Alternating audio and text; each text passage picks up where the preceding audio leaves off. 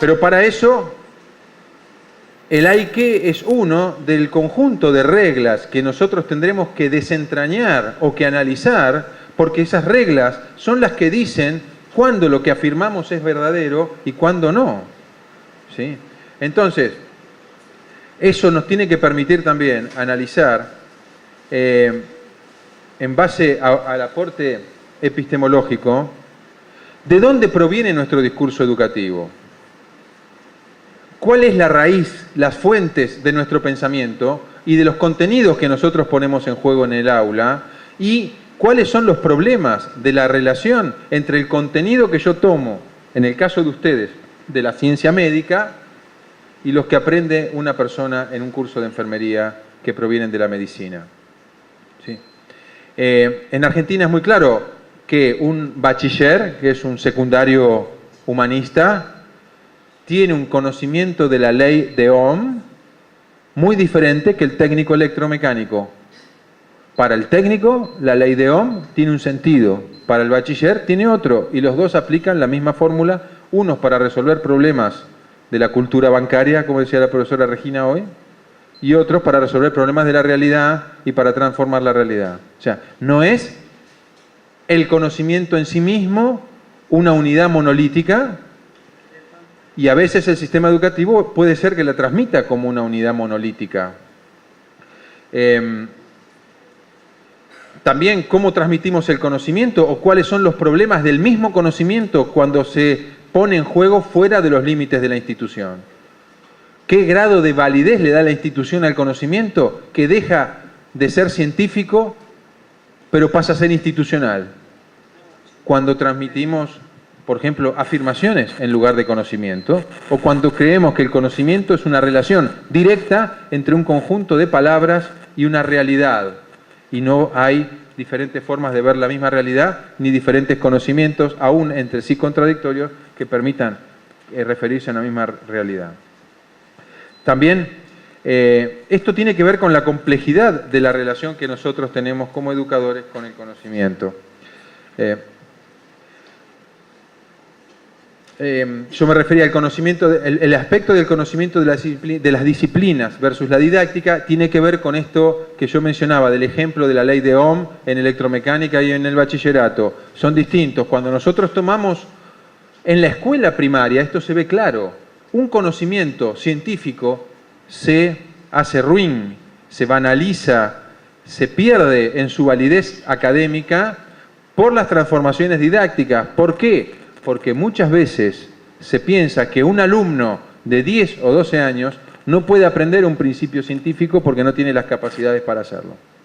Entonces se banaliza el conocimiento. Simplemente esto lo menciono como un problema. No voy a abordar este punto ahora, pero recuerden que tiene que ver con la creencia de que los dones naturales, la inteligencia es un don natural que se desarrolla sola, que sucede en el sujeto y que tiene sus tiempos de evolución. Por lo tanto, hasta determinada edad yo no puedo enseñar nada que sea científicamente válido. Y también les recuerdo que en el año 67 creo hubo un congreso de enseñanza de las ciencias en Estados Unidos donde participó entre otros Jerome Bruner, en donde la conclusión de los científicos para el mundo educativo fue que a edad temprana unos conocimientos bien trabajados pueden seguir siendo científicamente válidos y un alumno en edad primaria puede aprender conocimientos científicamente válidos si están bien trabajados y sobre todo en sus principios centrales. O sea, no necesariamente, quizás sea, o mejor dicho, quizás sea un esfuerzo tan grande aprender un conocimiento que esté desnaturalizado por la didáctica como aprender un conocimiento científicamente válido. Y me parece que en el mundo actual es mucho más valioso contar conocimientos válidos que con conocimientos de ciencia ficción, que nos representan al mundo de una manera equivocada. Otro elemento que nos nutre la epistemología es, todas estas creencias que tenemos es un obstáculo epistemológico. Acá estoy utilizando el concepto de obstáculo epistemológico de Bachelard. Entonces, tenemos que primero identificar esas creencias latentes para después poder cambiarlas, pero conocer en contra de las creencias es prácticamente una imposibilidad física, que es un esfuerzo grande de análisis de nuestro propio conocimiento para ver realmente cuál es nuestra fuente.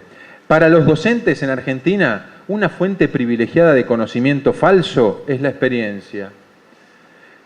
¿Por qué digo falso? Y porque es un conocimiento que es muy difícil que una persona pueda brindar fundamentos para que otros puedan creer en él. Sin embargo, ese conocimiento es tan poderoso que cualquiera que piense lo contrario es tirado o es tratado de ignorante. Porque hay algo que un docente se ufana siempre en tener, en ostentar, que es experiencia. Tengo experiencia. Vos venís de la universidad, no sabés nada, ¿sí? Y hay gente que tiene mucha experiencia, hay gente o muchos años de experiencia, y hay gente que tiene muchas veces un año de experiencia. La experiencia en sí misma puede ser una fuente de creencias que después sea muy difícil caracterizar o poder dejar de lado. Esto requeriría mucho análisis, pero vale como provocación. La transmisión de afirmaciones no es conocimiento.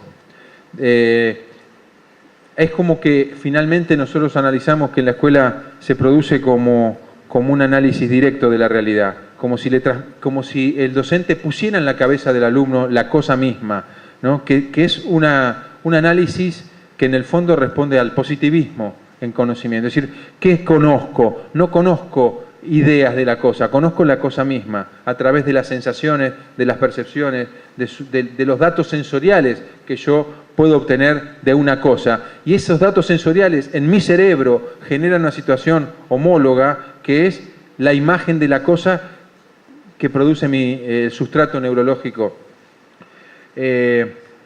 Por eso el positivismo no considera la representación. Y por lo menos en Argentina, tanto las observaciones que nosotros hacemos de los docentes como el análisis de los materiales de estudio de los textos, tampoco consideran que el conocimiento sea una representación.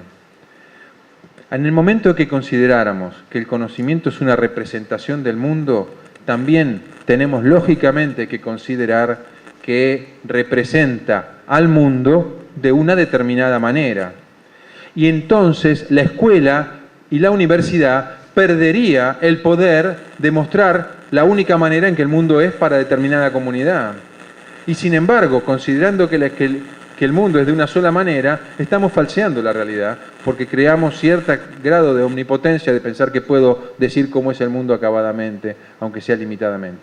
Yo siempre doy el ejemplo del descubrimiento de América, porque me parece que es un ejemplo interesante, porque permite cruzar también lo ideológico. El mismo ejemplo lo podríamos dar con la física o la química. Pero ya solamente el concepto de descubrimiento de América implica una posición en la realidad, que es eurocéntrica, porque quien descubre América es Europa y quien no sabía de la existencia de América era Europa, pero los americanos sabían de que existían y tenían cierto grado de autoconciencia, aunque quizás no continental. Pero dejemos de lado esto. Para los pueblos sometidos por los aztecas en México, por ejemplo, los españoles fueron liberadores, porque el imperio azteca era un imperio sangriento y que utilizaba a los pueblos dominados como mano de obra barata y eran explotados. Tenemos una visión. Para España significó un crecimiento económico, significó recursos, significó expansión territorial, que era expansión política y poder, ¿sí? Y también significó cierto grado de compromiso religioso y de expansión religiosa. Para los aztecas significó la masacre, porque los españoles los mataron, no solos, porque sin ayuda de los pueblos sometidos no hubieran podido, pero sin duda que para grandes poblaciones aborígenes de América fue una historia negra. Para los ingleses también, y por lo tanto generaron una política de moralidad en contra de los españoles con los belgas, creando la leyenda negra para disputarle a España primero y a Portugal después parte de los territorios americanos. O sea, es heterogénea la realidad. Y en la escuela se transmite de una sola manera. Es lo único que quiero decir. No digo que las visiones que yo acabo de dar sean acabadas, son simples ejemplos de que el mismo fenómeno puede ser mirado desde distintos puntos de vista y la escuela no transmite la integralidad de los puntos de vista y genera un empobrecimiento conceptual para los alumnos, pero también un empobrecimiento cognitivo.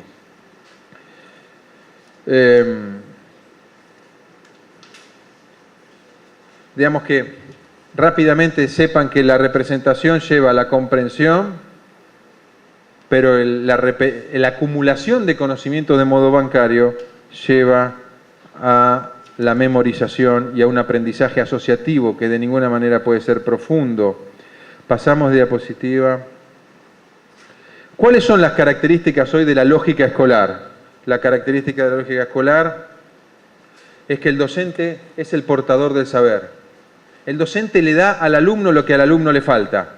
Ningún médico o ningún enfermero creo que piensa que tiene la salud que le falta al paciente.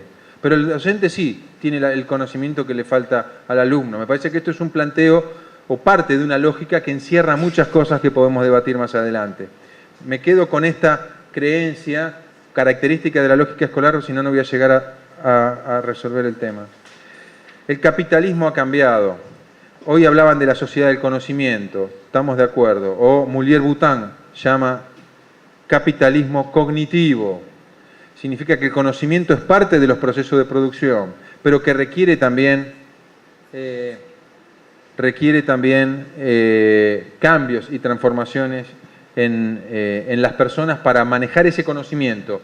El profesor Raimondo hoy habló de eso, me gustaría profundizar si tuviera algo de tiempo. Ahora, este capitalismo cognitivo ha calado muy profundo en la sociedad y ha generado muchos problemas de precarización del empleo y de precarización de la psicología de los trabajadores por la falta de estabilidad, por la alta rotación y por un cambio central que hubo entre el capitalismo industrial y el capitalismo cognitivo. En el capitalismo industrial se podía aprender a trabajar en el trabajo. Hoy, saber trabajar es una condición previa para poder trabajar. ¿Se entiende? O sea, cuando las empresas buscan trabajadores, los buscan ya formados. Significa que hoy la educación tiene un rol previo al trabajo para garantizar protecciones sociales. Hoy decían que no había que dar la leña encendida, sino enseñar a hacer el fuego. ¿Sí? ¿Recuerdan? A la mañana. Nosotros usamos el ejemplo del pescado. No dar el pescado, sino la caña de pescar. ¿Sí? El pescado es la ayuda social. Nadie con hambre puede aprender a pescar. O sea que el Estado tiene que garantizar el pescado, tiene que garantizar la ayuda social, pero el pescado no puede ir solo. También tiene que ir con educación, que es la caña de pescar, porque una persona tiene que poder autoabastecerse en su dignidad y en su proyecto de persona de su propio trabajo. No hay dignidad sin poder cubrir las necesidades de vida a partir del propio trabajo. Pero el modelo de país tiene que garantizar un proyecto nacional, tiene que garantizar que haya pescados en el río. Porque si no, yo enseño a pescar, pero en el río no hay pescados. Significa que a través del sistema económico, una persona que sabe trabajar pueda trabajar y trabajar dignamente para subvenir a sus necesidades personales. O sea, no basta dar fuego. En el bosque tiene que haber leña y la persona tiene que con el fuego saber hachar para poder cortar la leña, ir a casa y calentarse y preparar la comida. No basta el pescado, pero tampoco basta solo la caña de pescar. Política, educación y distribución del ingreso van juntas para generar una sociedad más justa. Los cambios en los modelos productivos produjeron crisis de subjetividad por el avance de la tecnología y la independencia casi en algunos ramos de la producción de la fuerza de trabajo, porque son tecnología intensivo o capital intensivo, y entonces generamos nuevas incertidumbres que provocan crisis y provocan ansiedad en los sujetos. No me voy a referir a esto, pero en el contexto de un debilitamiento del trabajo como un ámbito de identidad de las personas y de las relaciones personales que están marcadas por las características del mercado, las relaciones personales se han mercantilizado, son relaciones de uso más que más que relaciones interpersonales. Y entonces nadie apuesta al largo plazo, ni en la empresa, ni en las situaciones personales, porque como todo consumo, una relación personal deja de frecuentarse cuando ya no sirve. Entonces, se constatan procesos de individualización, que son procesos que atentan contra la cohesión social, junto con los procesos de concentración económica que también generan una brecha, una fractura en la unidad de una sociedad. Por eso la educación, hoy en Argentina, la mitad de los jóvenes están bajo la línea de pobreza. Esto significa que también tienen dificultades de acceso a la educación y sin educación no van a tener posibilidad de insertarse en el mundo del trabajo. Y sin insertarse en el mundo del trabajo, podemos predecir que si no hay políticas del Estado claramente orientadas a incluirlos en la educación, no va a haber posibilidad de políticas que los incluyan en el trabajo. Y por lo tanto vamos a una sociedad de pobres, cada vez más pobres, y de ricos cada vez menos ricos. Entonces, la educación pasa a ser una protección social, como antes era el trabajo. Con el trabajo teníamos la jubilación o el retiro, la salud, las vacaciones, el sueldo número 13 o el aguinaldo, etcétera, una serie de protecciones que hoy no puedo tener si no tengo educación. Entonces, la escuela pasa a ser una herramienta cultural central para garantizar la cohesión social, para garantizar la unidad. ¿Ya te meto que contar? Ah, no. Rápidamente, la escuela es una herramienta cultural porque forma mentes. El conocimiento estructura las sociedades.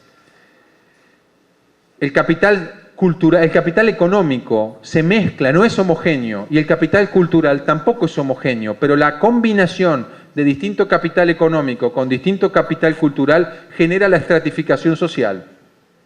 Entonces, es muy importante que un Estado distribuya junto con el pescado, la caña de pescar, es decir, junto con el ingreso material, un ingreso cultural que permita a las personas ser activos en el mundo, en la sociedad del conocimiento.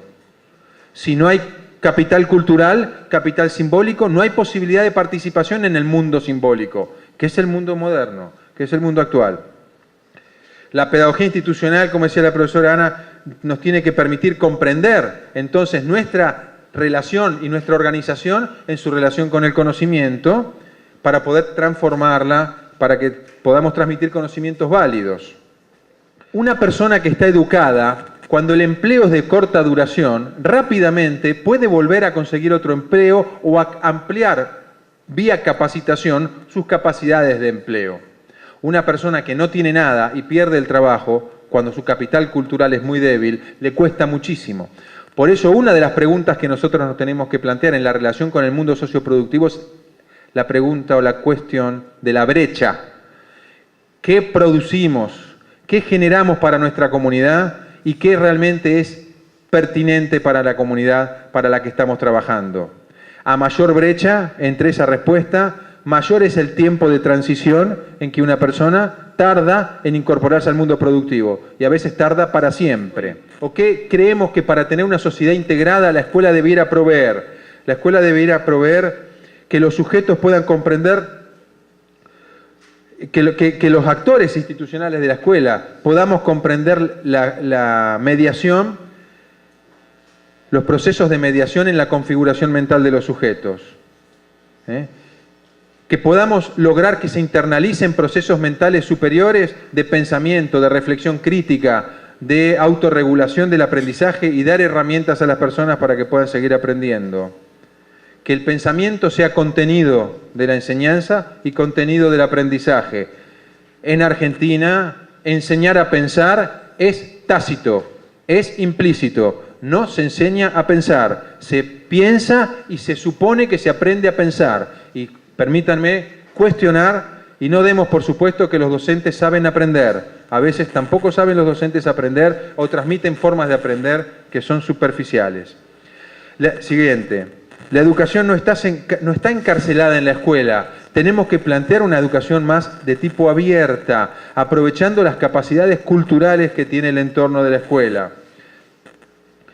La escuela no se acaba en la arquitectura escolar y en los límites.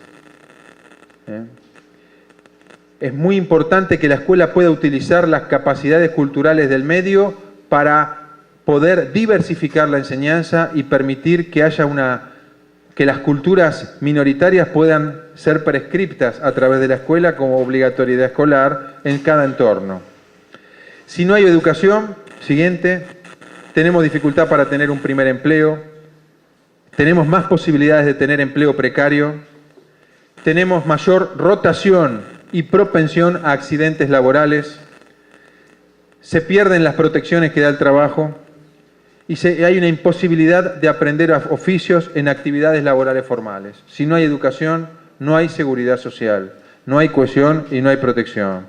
Por eso, siguiente, la educación es una protección social básica que nos tiene que permitir, por un lado, hacer el análisis del cambio social, pero por otro lado, no perder de vista los fines estrictamente educativos. La educación no es un bien de mercado, la educación es un bien social que el Estado debe garantizar, que para los efectos del mundo productivo debamos incorporar a la educación los contenidos de las tecnologías y de los procesos de trabajo, es una cosa, pero no formamos máquinas, formamos trabajadores, formamos personas, por lo tanto, no es la funcionalidad al trabajo lo que tenemos que lograr, sino una persona formada para que pueda trabajar, que es muy distinto.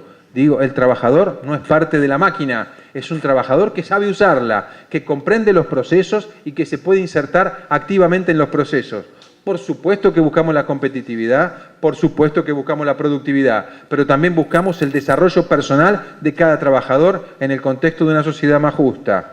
Por eso, la educación para el trabajo es más que una política de recursos humanos, es una política en donde la educación cumple un rol central dentro del conjunto de políticas del desarrollo. Significa que a través de la educación podemos tener una fuerza de trabajo más calificada, personas que se sientan más dignas con autoestima para participar en la generación de riqueza. Crecimiento económico no es desarrollo integral de una sociedad.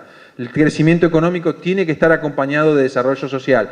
Y puede haber desarrollo social solo si la escuela se pone al día, solo si la escuela se analiza, reflexiona y es crítica con sí misma.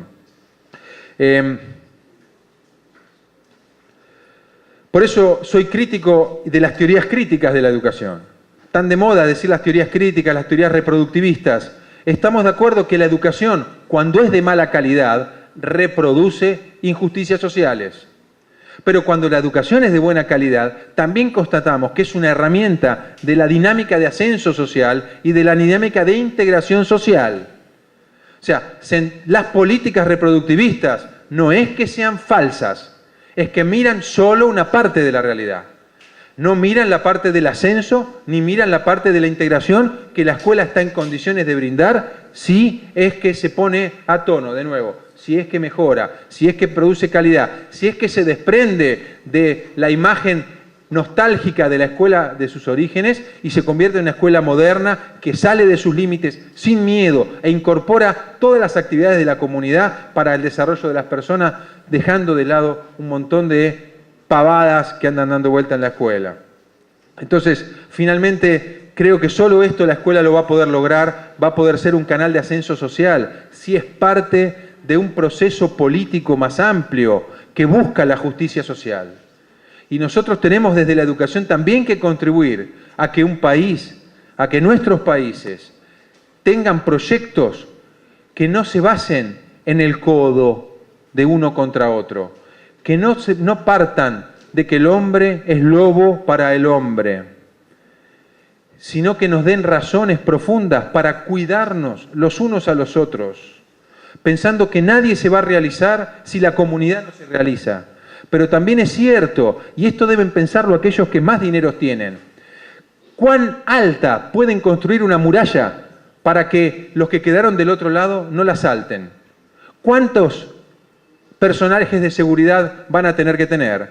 ¿Cuánto antibalas en los vidrios de sus autos van a tener que tener? ¿Cuán blindados pueden estar sus autos para estar al margen de la pobreza de los otros?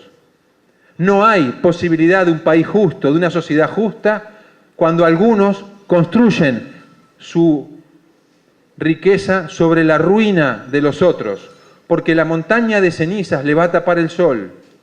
Una sociedad más justa es una sociedad donde no es un problema la riqueza.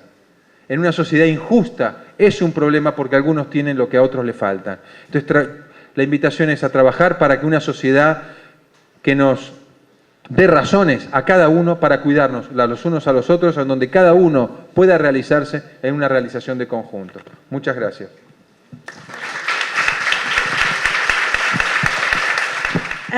Depois desta brilhante exposição, que nós, o professor Pablo estava a pedir desculpa, mas eu acho que ficava aqui o resto da tarde a ouvi-lo. E acho que não sou só eu, não é? Eu vou falar um pouco, pediram-me para eu falar um pouco sobre o ensino de enfermagem e propriamente o ensino de enfermagem na minha escola. Se calhar, não sou propriamente a pessoa mais habilitada, mais capacitada para o fazer, mas tentarei dar o meu melhor. Se calhar esta apresentação poderá vir a ser útil para futuros intercâmbios, até porque aquilo que eu vou apresentar depois amanhã no curso de Educação por Pares e depois na outra comunicação sobre a educação pelos pares, visa isso, criarmos, como disse o professor Pablo e muito bem, partilha de saberes, e criarmos redes de trabalho e, principalmente, conforme dizia ontem a Miriam, numa língua onde não precisamos de fazer muito esforço para nos entendermos. Eu digo muito, porque há coisas que... Por isso, eu vou tentar falar também devagar, que eu sei que quando nós falamos depressa, vira chinês, não é? Mas se eu começar a falar depressa, vocês façam assim com a mão que eu vejo. Bom, por favor. Coimbra é uma cidade pacata. Nós não vivemos enjaulados, como aqui, no Rio de Janeiro. Peço desculpa. Não me levem a mal. É mesmo isso, não é? É uma questão de segurança, mas quem está do lado da prisão são vocês, não é? Bom, Coimbra é uma cidade linda. No centro de Portugal, claro que por ser uma cidade ainda pequena, muito direcionada para o ensino, toda ela gira à volta da universidade, tem outras coisas que faltam, não é? Enfim. Pode passar? E que está ligada é atravessada por um rio. E que esse rio liga agora várias pontes, bem mais pequenas que a ponte de Niterói. E a minha escola tem neste momento 2 polos. Ela resulta da integração de 2 escolas de enfermagem, a Escola Superior de Enfermagem Ângelo da Fonseca e a Escola Superior de Enfermagem Bissaia Barreto. Neste momento, Escola Superior de Coimbra. E já passo a explicar porquê, por favor. Mas esses polos, quando a criação dessas escolas, estavam situados junto dos principais hospitais, até porque as escolas de enfermagem, exatamente pelo seu caráter profissionalizante, elas surgiram para dotar as instituições hospitalares de recursos, portanto, de enfermeiros.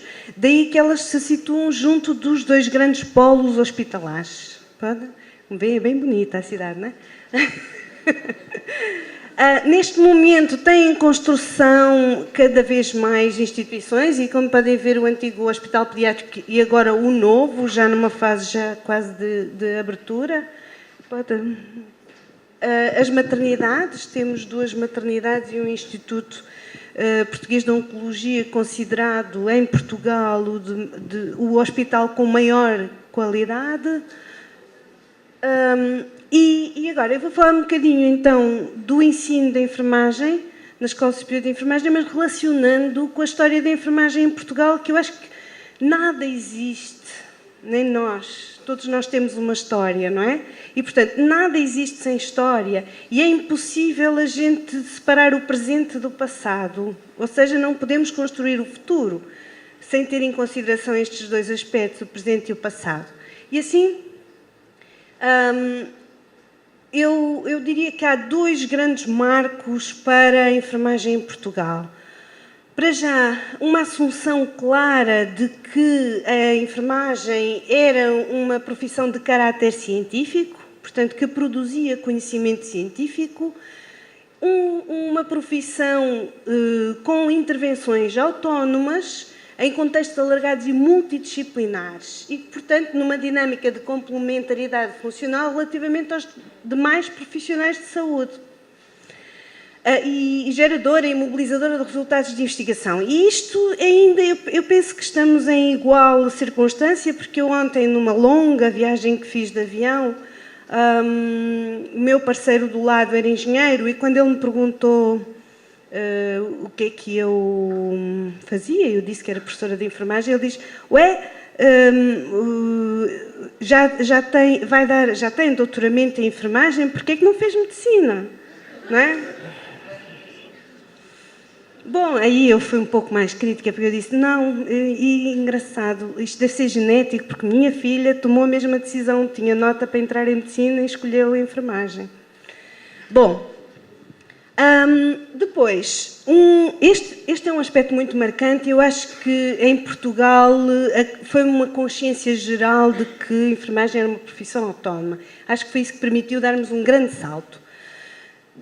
Mais recente entra o Tratado de Bolonha, que eu não sei se toda a gente sabe o que é, não posso demorar muito a falar nisso, mas tem a ver com muito do que o professor Pablo falou, não é? A questão da profissão, da educação, da formação, dar competência para a profissão. Aquilo que se identificava é que no final de um curso superior os jovens não estavam habilitados a exercer, fosse o que fosse. Ora, nos cursos de enfermagem isso não aconteceu tanto, não foi tanto, não é? Porquê?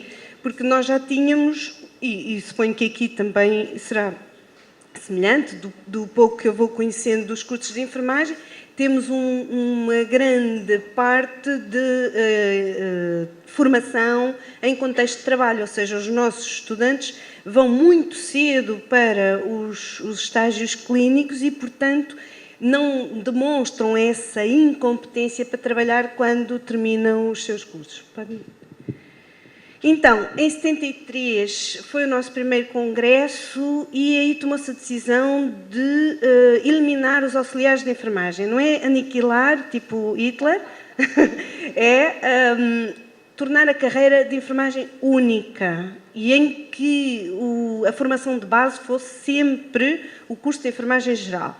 Nessa altura, portanto, tomou-se essa decisão e partiu-se para a ação. Só se partiu para a ação depois da Revolução, da Revolução de 25 de Abril de 75, mas foi exatamente uma das primeiras medidas foi dar formação aos auxiliares de enfermagem para que se habilitassem a ser enfermeiros.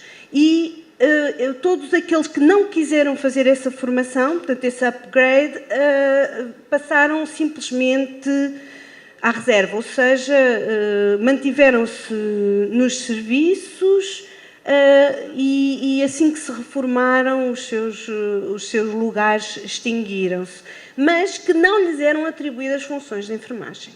E isso foi bem claro, apesar de eles já as executarem anteriormente. E, portanto, essa foi uma posição de força que eu acho que foi muito bom para a enfermagem. Depois, e outra coisa que eu acho que também foi muito bem é que a formação era igual no país inteiro. Havia um plano de estudos, apesar do professor Pablo estar a dizer que realmente era determinado, ok, havia um plano de estudos, mas isso garantia uma uniformidade da formação. Claro que depois cada escola tinha autonomia para... mas enfim. Em 88 fez-se a integração do ensino da enfermagem no ensino superior, porque até aí era ensino técnico, profissional. Porquê? Porque já o Estado reconhecia, o Governo reconhecia o ensino das escolas de enfermagem com critérios de ascender ao ensino superior. Só que, nessa altura... O ensino de enfermagem foi integrado no ensino superior politécnico, portanto, existem 2 níveis de ensino. E as escolas, nós temos muitas escolas, pelo menos uma escola por capital de distrito, escolas de enfermagem, Porto tinha 4, Coimbra tinha 2, Lisboa tinha 6. As escolas de Porto, Coimbra e Lisboa não aceitaram a integração do ensino superior politécnico, porque nós, na altura, criou-se uma task force e achávamos que o ensino de enfermagem é de nível universitário e não politécnico, e, portanto, não integraram, ficaram fora do sistema. Na altura fomos criticados, enfim, foi uma situação muito instável, não é? Podem imaginar o que é ficar fora do sistema, tudo o que isso acarreta, mas que resultou em bem, porque efetivamente só tivemos a ganhar. Todas as outras escolas, as pequenas escolas do restante país que integraram o ensino superior politécnico, vivem hoje sérias dificuldades e muitas delas estão em risco de extinção. Exatamente pela perda de autonomia. Em 96 é publicado o regulamento do exercício profissional dos enfermeiros, tendo por base as recomendações, portanto, os padrões da ICN, e em 98 é criada a Ordem dos Enfermeiros. Ora, ao ser criada a Ordem dos Enfermeiros, é reconhecida a enfermagem como profissão autónoma e autorregulada. Em 99 surge o curso de licenciatura em enfermagem e os cursos de pós-licenciatura, aqui o curso de licenciatura em enfermagem com 4 anos. Até aí era 3 e passou a 4. Só que, entretanto... e surge também o primeiro curso de mestrado em enfermagem que, por nós sermos do ensino superior politécnico, nós não podemos, portanto, o ensino superior politécnico não podia, na altura, fazer cursos de mestrado, tinha que ser sempre nas universidades. Então, algumas universidades, e a primeira que avançou foi a Universidade Católica Portuguesa e, em 2002, a do Porto, no ICBAS. Em 2001, a professora doutora Marta Lima Bastos, e que foi a nossa primeira bastonária da Ordem, defende a sua tese de doutoramento e daí deu o pontapé para os doutoramentos em enfermagem. Até aí, todos os professores de enfermagem, ou todos os enfermeiros, não era muito comum os enfermeiros, mas todos os professores de enfermagem, se faziam doutoramentos, faziam noutras áreas, nomeadamente da psicologia, da educação, enfim, alguns da administração, outros da sociologia. Mas esta primeira tese deu o pontapé para o lançamento dos doutoramentos em enfermagem. Depois, por aí adiante, existem um conjunto de regulamentos que surgem para regulamentar a profissão e que eu acho, todos nós achamos, que foi muito benéfico para garantir a qualidade dos cuidados prestados.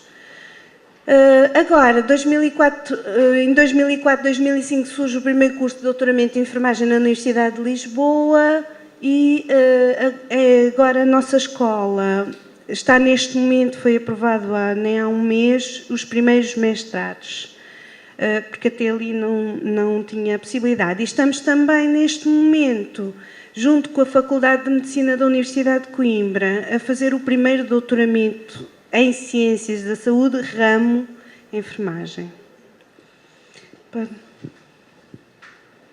Ora bem, trago também aqui para perceberem um bocadinho as realidades do ensino de enfermagem, que de 99 a 2007 o número de estudantes passou de 2.000 a 15.000, quase 16.000. Porquê? Houve uma certa pressão para aumentar o número de enfermeiros. Ora, as escolas aceitaram o desafio, mas não tinham recursos suficientes. Isso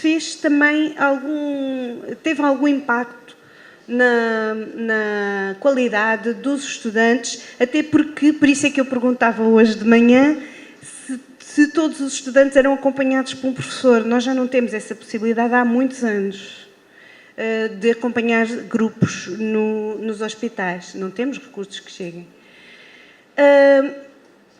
Em 2005 foi feita uma avaliação a nível nacional.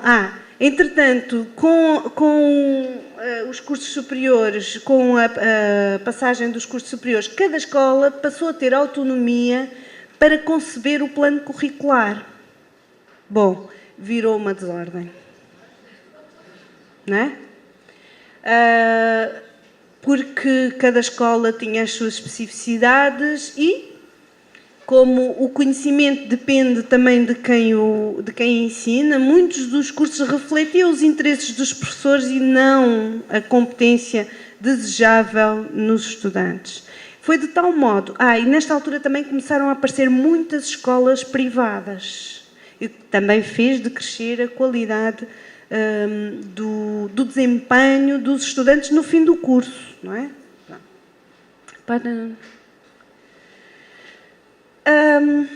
Bom, entretanto, a Ordem, neste momento, está em processo, já está definido, falta agora regulamentar um processo de alteração da carreira de enfermagem. Até aqui, os enfermeiros recebiam formação básica na escola, passavam o exercício, ao fim de 2 anos de exercício, podiam voltar à escola para fazer a pós-graduação, portanto, uma especialização, e depois, estando habilitados com essa especialização que normalmente durava 4 semestres, portanto, estando habilitados com essa especialização, poderiam concorrer a um lugar de especialista no exercício. Ora, os lugares de especialista eram reduzidos, não é? E tinha que ser aberto concurso para que eles pudessem aceder a esse lugar.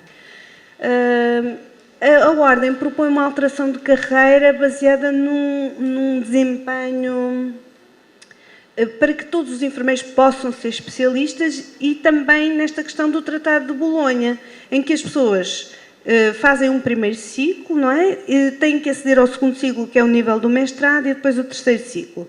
E aquilo que eles propõem é que o estudante, no final do primeiro ciclo, para iniciar a prática profissional, tem que... Pode passar o outro slide, por favor? Tem que fazer... O outro a seguir... Desculpe. Pronto. Tem que fazer um estágio tutelado. Ou seja,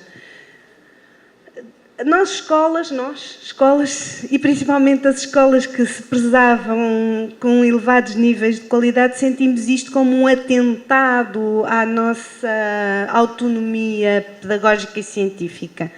Porquê? Porque nenhum enfermeiro, a partir deste momento, poderá... Quer dizer, não é bem a partir deste momento, que ainda falta regular, mas em Portugal, quando sair esse decreto, nenhum enfermeiro vai poder ser enfermeiro, ter a sua carteira profissional sem fazer esse estágio tutelado. Coisa que não acontece agora, não é? As nossas escolas oferecem um diploma que lhes permite iniciar a trabalhar no dia seguinte. Eu, pessoalmente, acho que uma escola que tenha um elevado nível de qualidade na formação não terá que ter medo, não é? Porque então os seus alunos facilmente vão ser os primeiros a ser seriados, não é? Porque eles depois vão ter que entrar numa seriação, na colocação, enfim, irão ser os primeiros a ser seriados e provavelmente serão aqueles que passarão na avaliação final após um ano de exercício. O modelo que eles propõem também é, depois então, após esse ano, o enfermeiro pode iniciar um percurso de especialização. E esse percurso de especialização ainda não está definido, mas em princípio será articulado com as escolas de enfermagem no sentido de proporcionarem a formação bastante, não é? Porque esse programa formativo vai exigir que eles tenham experiências de cuidados, formação e investigação. Ora, neste momento os serviços não estão capacitados para garantir nem a formação nem a investigação. Não é? E, portanto, é aqui que eu vejo que as escolas terão que se encaixar neste modelo. Pronto, isto era só para mostrar num esquema como é que já expliquei, pode passar, pronto. Assim, não vale a pena falarmos sobre as competências esperadas, estas são as competências do ICN, eu acho que podemos abreviar um bocado. As competências esperadas nas nossas licenciaturas da Escola Superior de Enfermagem de Coimbra.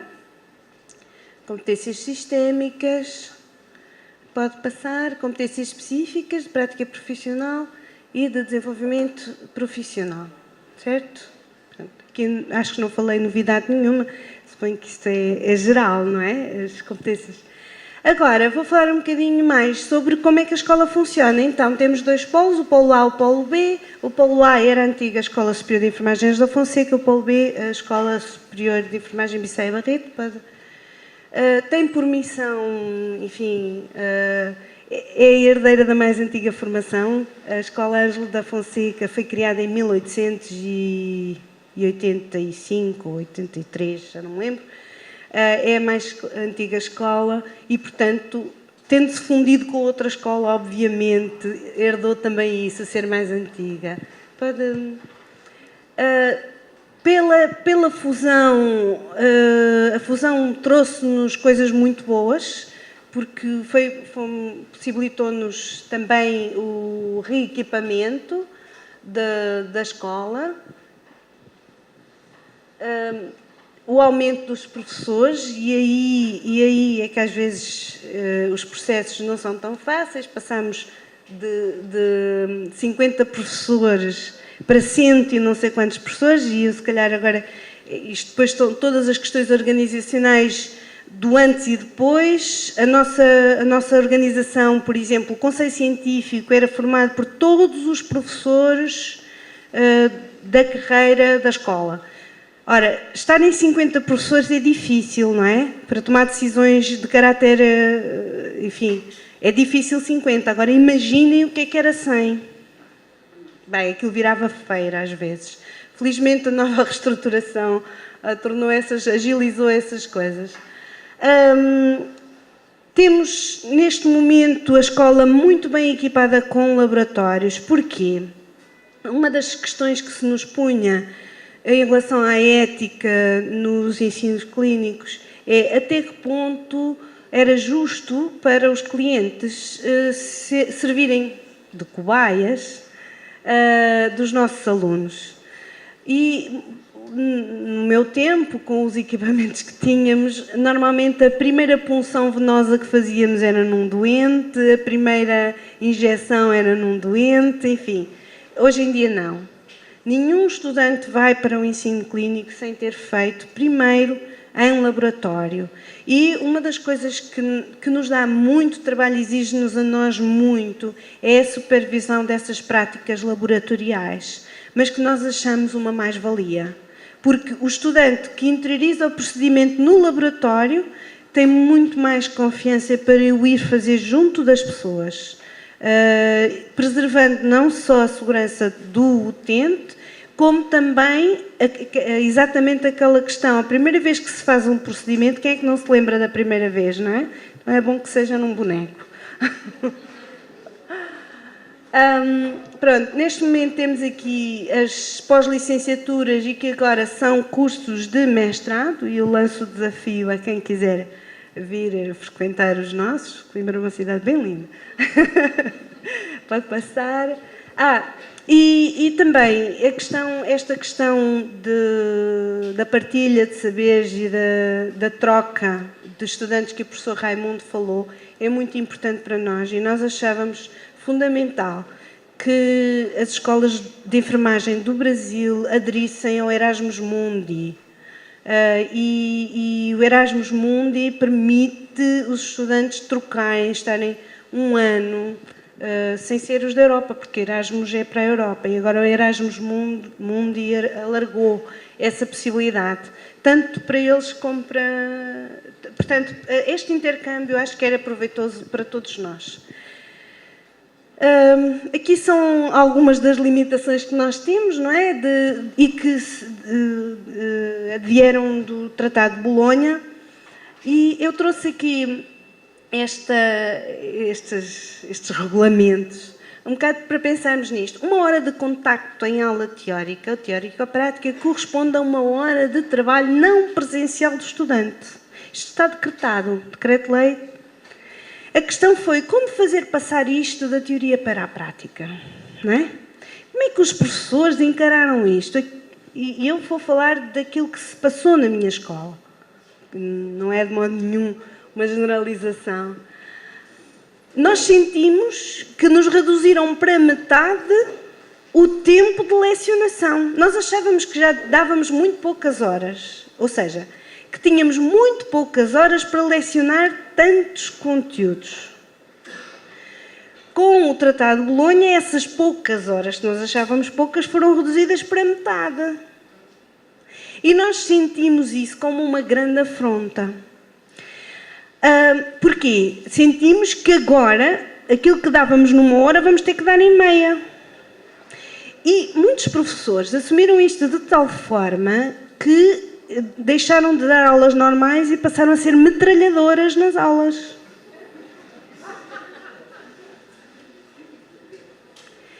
Bom, a questão está em como é que transformar isto. E se nós lermos a lei, ela está lá bem clara. Para uma hora de contacto do aluno, tem de existir uma hora de trabalho não presencial. Ora, isto obriga que o professor prepare trabalho fora do tempo de contacto.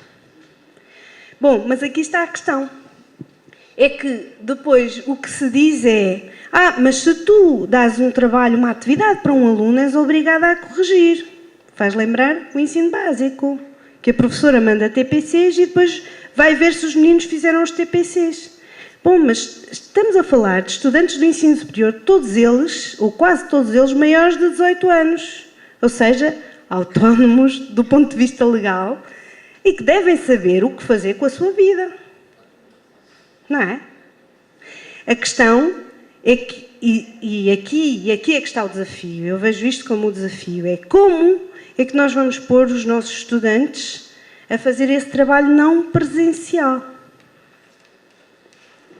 Bom,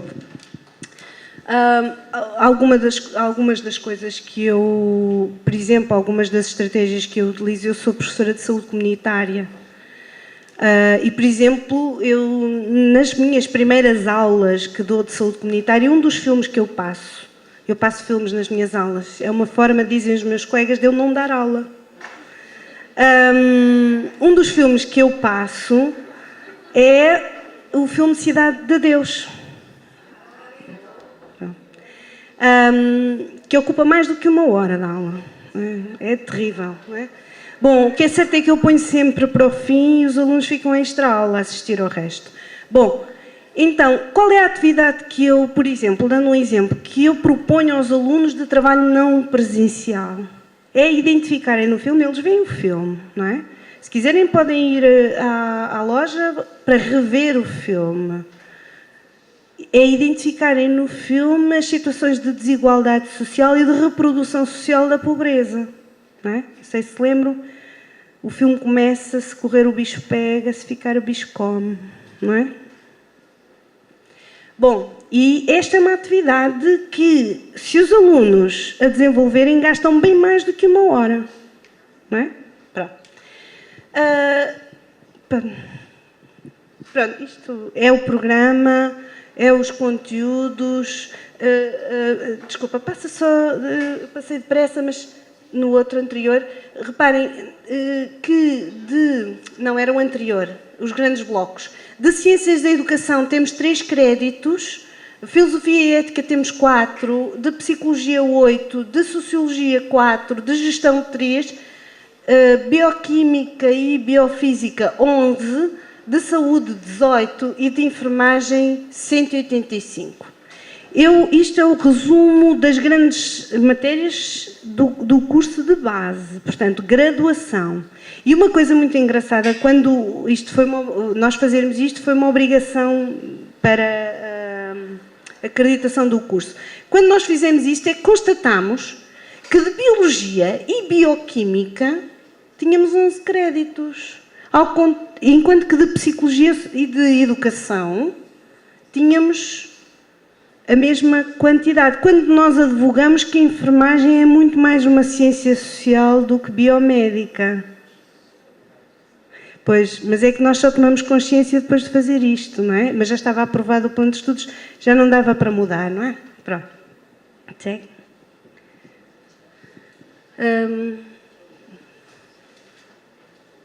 Ok. Para trás, desculpe. O estudante só vai para ensino clínico no 4º semestre e faz um ensino clínico de fundamentos de enfermagem. Pode passar.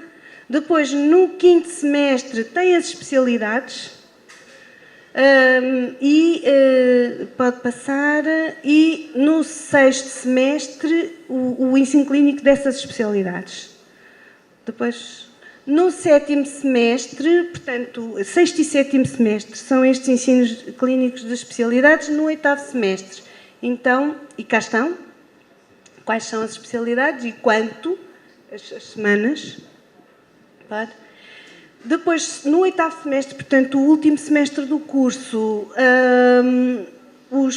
as principais disciplinas e depois um ensino clínico na área opcional, ou seja, o estudante escolhe já uma área onde quer fazer o seu estágio final. E eu vou só fazer aqui um reparo. Por exemplo, até que ponto esta saída, o mercado de trabalho, determina as opções dos estudantes? Um estudante que queira fazer no final do curso o seu ensino clínico de saúde comunitária auto-exclui-se do emprego nos hospitais. O que não é justo. Não é? Porque ele depois, quando vai pedir o seu primeiro emprego, um dos critérios que os hospitais põem de ingresso é um estágio profissional, seja na área hospitalar. Então, mas porquê? Não é? Bom, são algumas questões de desintegração entre as escolas e depois a vida profissional. Pode passar? Pronto, aqui estão as áreas principais, as áreas opcionais. Pronto. A Bolonha diz que as metodologias são necessariamente ativas, cooperativas e participativas, ou seja, centradas no estudante. E por isso mesmo as nossas aulas teóricas na escola não são de frequência obrigatória. Daí que nós neste momento gracejamos entre nós porque dizemos que os professores têm alunos a assistir às aulas, os professores que têm alunos a assistir às aulas são aqueles que realmente usam metodologias ativas ou aqueles que fazem chantagem e não dão os documentos aos alunos. Não é? Pronto, portanto, são formas de usar metodologias ativas. Pronto, isto agora é os laboratórios. Nós temos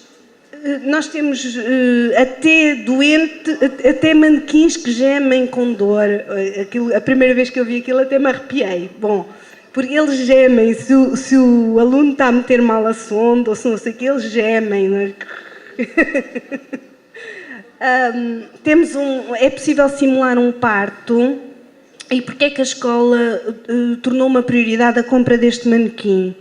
Nós temos a especialização em saúde materna. As nossas enfermeiras têm que fazer, se não me engano, são 36 partos. E vocês imaginem o que é uma mulher... E só há 2 maternidades foram fechadas no país inteiro. Na Zona Centro só há 2. Imaginem o que é uma mulher em trabalho de parto, com não sei quantos estagiários de medicina, mas não sei quantos estagiários de enfermagem, todos de volta dela para aprender a fazer um parto, não é? Então é possível monitorizar um parto, aquilo tem um computador até a dilatação, tudo. Injeta-se os medicamentos bem. Aquilo só visto, eu acho que convido-vos a irem a Coimbra para ver. Também na área da reabilitação, também uma forte aposta, até porque se está a desenvolver em Portugal uma rede de cuidados continuados e que se baseia muito na reabilitação e nós queremos habilitar os nossos estudantes para essa competência. Pode virar, por favor? Como dizia o professor Raimundo, não há escolas sem bibliotecas e nós temos 2 bibliotecas. E temos então o trabalho de extensão. O trabalho de extensão ainda está em desenvolvimento. Nós tínhamos 2 filosofias diferentes na escola. Portanto, cada escola tinha a sua filosofia de trabalho na comunidade. Uma muito mais centrada na intervenção episódica e a outra mais centrada numa intervenção continuada, com projetos. E então conciliar estes 2 interesses está a ser um pouco mais complicado. Isto é muito fácil de perceber. É que assim, a sociedade espera que quando se faz uma feira da saúde, os enfermeiros vão para lá medir tensões e avaliar glicémias, não é? E isso é perfeitamente inconcebível à luz do conhecimento científico da enfermagem. Não é? Enfermeiro não faz rastreios se não for efetivamente para fazer rastreios, se não tiver garantida a rede de encaminhamento das pessoas que detectar como positivas. Portanto, não há cá palhaçadas de fazer avaliações de tensão, não é? Isso é marketing. Então, qualquer pessoa pode fazer isso. Bom, o grupo que eu coordeno é o Grupo Ateliê de Expressividade.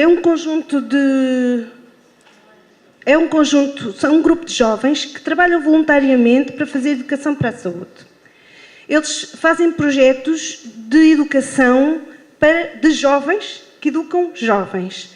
Nós, para passar o outro, os projetos, portanto, como eu disse, é trabalho voluntariado, é feito extracurricularmente, normalmente reunimos-nos à noite, uma vez por semana. Pode ir passando até o esquema aparecer todo. Baseia-se num processo de autoformação em que estes jovens negociam contratos pedagógicos. Os grandes projetos que temos é Sexualidade Responsável, Amigos, Expressões à Parte e Antes que Te Queimes, que eu irei falar depois na comunicação, que vou falar sobre educação pelos pais. Estes projetos foram concebidos por estes jovens e são executados Sexualidade Responsável nas escolas secundárias, os Amigos, Expressões à Parte também. Os Amigos, Expressões à Parte é 2 estudantes de enfermagem adotam uma turma do secundário e uma vez por semana vão conversar com eles sobre tudo aquilo que um jovem quer saber. Não conversa com o professor, não conversa com os pais, só conversa com alguém da idade deles. Ora, quem melhor do que os enfermeiros em relação ao conhecimento sobre aquilo que eles querem saber? Porque assim, com 15, 16 anos, quais são os principais interesses? As primeiras experiências de tudo. As primeiras experiências de álcool, as primeiras experiências de drogas, as primeiras experiências de sexo, as primeiras experiências de sensações. Não é? Pronto. Então, aquilo que nós oferecemos neste trabalho é 2 estudantes adotam uma turma, uma vez por semana vão lá. O Antes que Te Queimes são intervenções de rua na queima das fitas. Portanto, os estudantes recebem formação para fazer o aconselhamento dos seus colegas no contexto recreativo. Ou seja, durante as festas académicas, que são autênticos carnavais. Vocês só têm um carnaval, nós temos 2. A latada, que é a recepção aos caloiros, são 9 noites de festa seguidas. E a queima das fitas, que é a festa dos finalistas, que também são 9 noites de festa seguidas. Então, a Vera já viu, não é? Muito álcool, muita droga, muito tudo. O que é que os nossos estudantes fazem?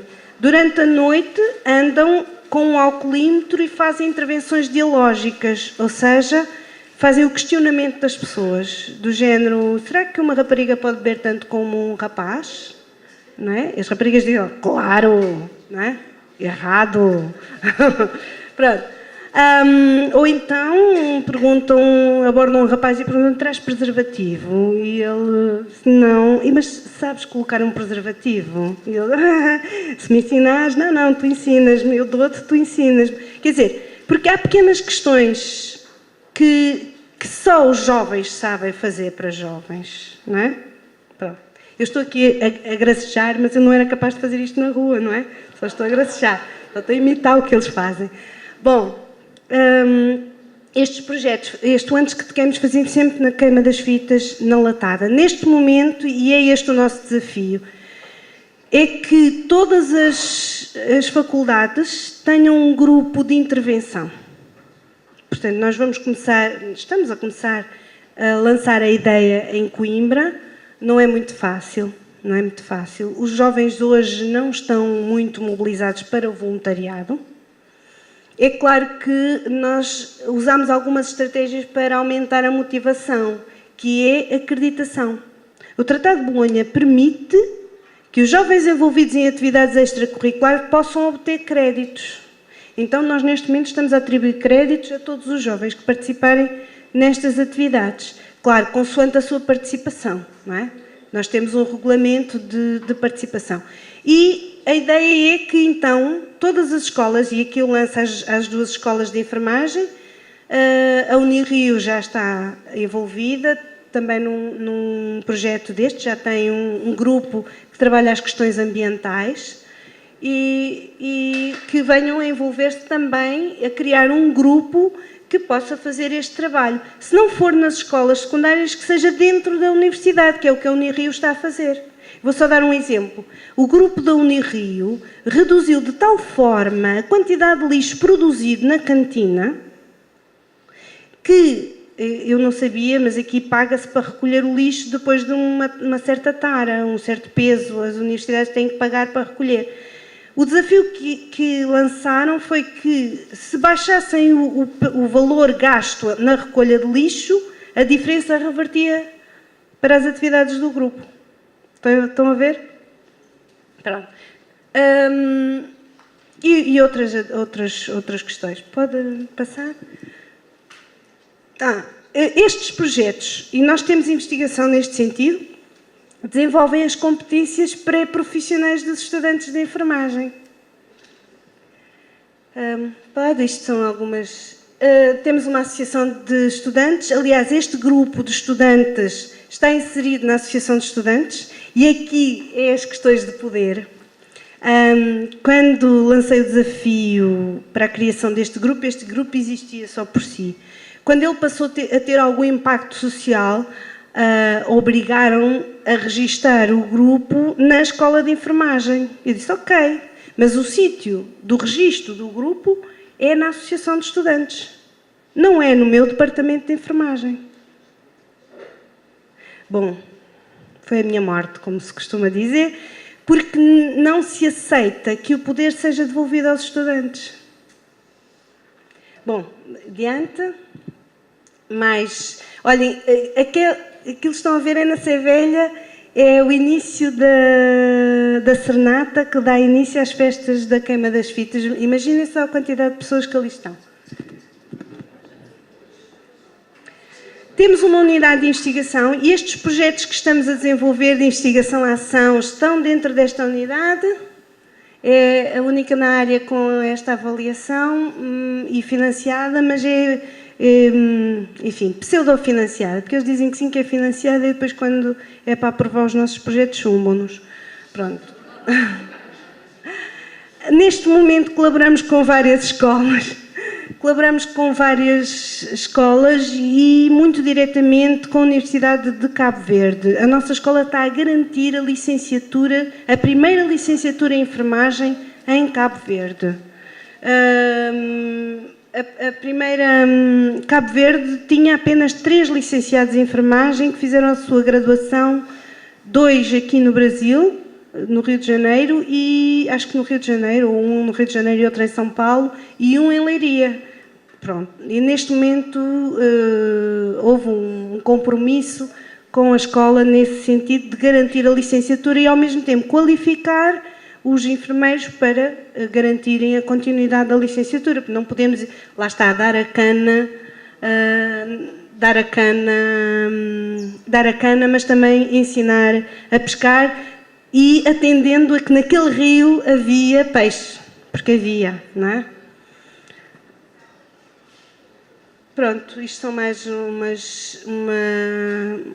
isto é o convite, uma escola aberta, porque nós a qualquer momento mostramos tudo o que temos e estamos a fazer uma aposta a mostrar aos estudantes do ensino secundário para que eles possam fazer a sua opção. Pronto. Obrigada.